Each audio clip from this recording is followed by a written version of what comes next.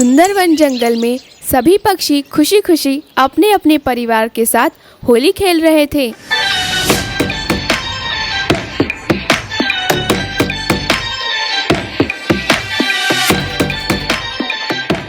रानो चिड़िया के पति के मर जाने के बाद घर की परिस्थिति बहुत ही खराब हो गई थी। सभी पक्षियों की खुशियों को देखकर रानो चिड़िया का बेटा कुकू बोलता है, मम्मा मम्मा मुझे भी रंग और पिचकारी चाहिए। देखो ना मम्मा, जंगल में सभी पक्षी कैसे होली मना रहे हैं। क्या हम इतने गरीब हैं कि हमारे पास रंग और पिचकारी खरीदने को पैसे नहीं हैं? मम्मा कुछ करो ना, साल में एक बार तो होली आती है। कुकू बेटा, अभी मैं किसके पास जाऊं उधार मांगने? सारे पक्षी अपने अपने घर में होली मना रहे होंगे और पता नहीं वर्ष दिन के त्यौहार पर कोई उधार पैसा देगा या नहीं देगा। मुझे तो कुछ भी समझ में नहीं आ रहा है। कुकू अपनी मम्मा से नाराज होकर घर से बाहर निकल जाता है और एक पेड़ की डाल पर जाकर बैठ जाता है। तभी कालू कौवा का बेटा गोलू कौवा आता है और कुकू पर रंग डालते हुए बोलता है, बुरा न मानो होली है। कुकू दोस्त, आज तो होली है और तुम बिना रंग और पिचकारी के यहाँ अकेले बैठे हुए हो। क्या बात है, तुम्हारी मम्मा ने रंग और पिचकारी नहीं ला कर दिया क्या? दोस्त, मेरे पापा इस दुनिया में नहीं रहे, उनको तो कोई शिकारी ने पकड़ कर मार डाला। हमारी खुशियाँ तो उनके साथ ही चली गई। अब मम्मा है तो वो भी क्या कर सकती हैं। कुकू तुम चिंता मत करो, मेरी मम्मी पापा ने इस जंगल में रंग, पिचकारी और मिठाई की दुकान खोल रखी है।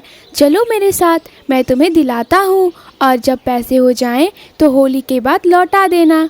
गोलू कौवा कुकू को लेकर अपनी मम्मी पापा के दुकान पर जाता है।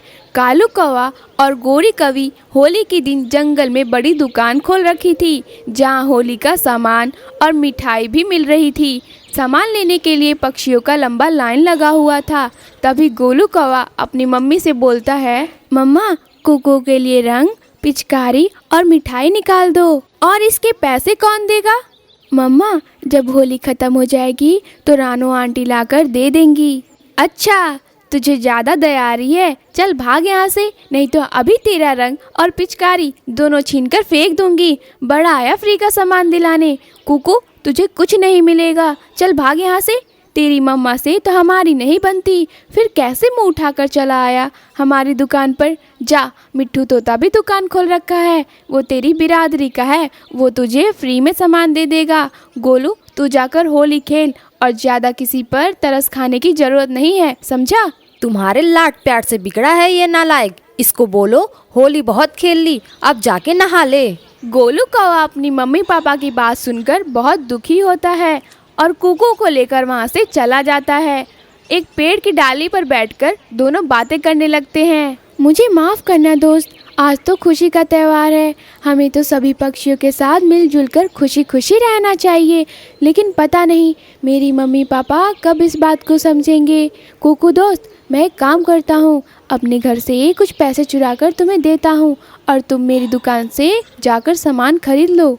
नहीं गोलू दोस्त, चोरी कभी नहीं करना चाहिए, इससे हमारे चरित्र पर दाग लगता है और ये दाग एक बार लग गया तो ये कभी नहीं मिटता। ऐसे ही दोनों बातें कर ही रहे थे कि रानो चिड़िया का पति मानो बहुत दिन बाद लौट आता है और गोलू कौवा और कुकू के पास आकर बैठ जाता है। गोलू कौवा और कुकू मानो को देखकर घबरा जाते हैं और सोचते हैं कि ये कौन पक्षी हमारे बीच आकर बैठ गया, कहीं कोई शिकारी तो नहीं, क्योंकि मानो के पास एक बड़ा सा थैला था और बड़ी बड़ी दाढ़ी। दोनों डर गए थे। तभी मानो बोलता है, डरो मत बच्चे, मैं शिकारी नहीं हूँ। अरे तुम तो कालू के बेटे हो ना गोलू? हाँ पक्षी अंकल, लेकिन आपको कैसे पता? कहीं आप शिकारी तो नहीं और ऐसे बहला फुसला कर लेकर भाग गए तो? और आपकी इस टोकरी में क्या है?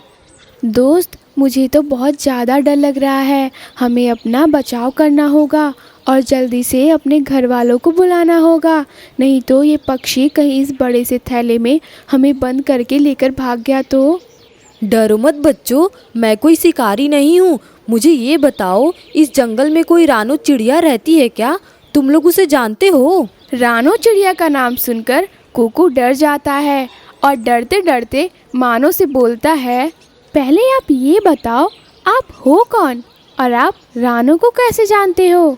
बेटा, मैं उनका पति हूँ।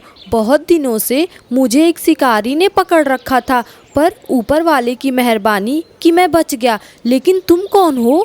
नहीं, आप झूठ बोल रहे हैं। मेरे पापा तो बहुत दिन पहले ही मर चुके हैं। फिर मानो चिड़िया अपनी सारी बात बताता है कि उसके साथ क्या हुआ था और वह कैसे बचा। कुकू अपने पिता की बात सुनकर रोने लगता है और अपने पिता को लेकर अपनी मम्मा के पास जाता है। मम्मा, ये देखो कौन आया है मेरे साथ। कौन है बेटा? अरे आप, मैं कहीं सपना तो नहीं देख रही? मुझे तो यकीन ही नहीं हो रहा कि आप अभी तक जिंदा हैं। कैसे हुआ सब? इतने दिन कहाँ रहे आप? रानो, शायद मैं इसलिए बच गया कि हमने कभी किसी का बुरा नहीं किया और ना ही किसी का बुरा सोचा। एक बार फिर मानो चिड़िया रानो चिड़िया को अपनी सारी बात बताता है कि उसके साथ क्या हुआ था, कैसे अपने परिवार के लिए दाना लेने गया था और एक शिकारी के चंगुल में फंस गया। रानो चिड़िया अपने पति की बात सुनकर और भी रोने लगती है, क्योंकि इस होली के त्यौहार में नई खुशियाँ मिल गई थी। मानो चिड़िया अपने बेटे कुकू के लिए रंग, पिचकारी, मिठाइयाँ और घर के लिए राशन भी लाया था और सभी के लिए एक एक नई ड्रेस।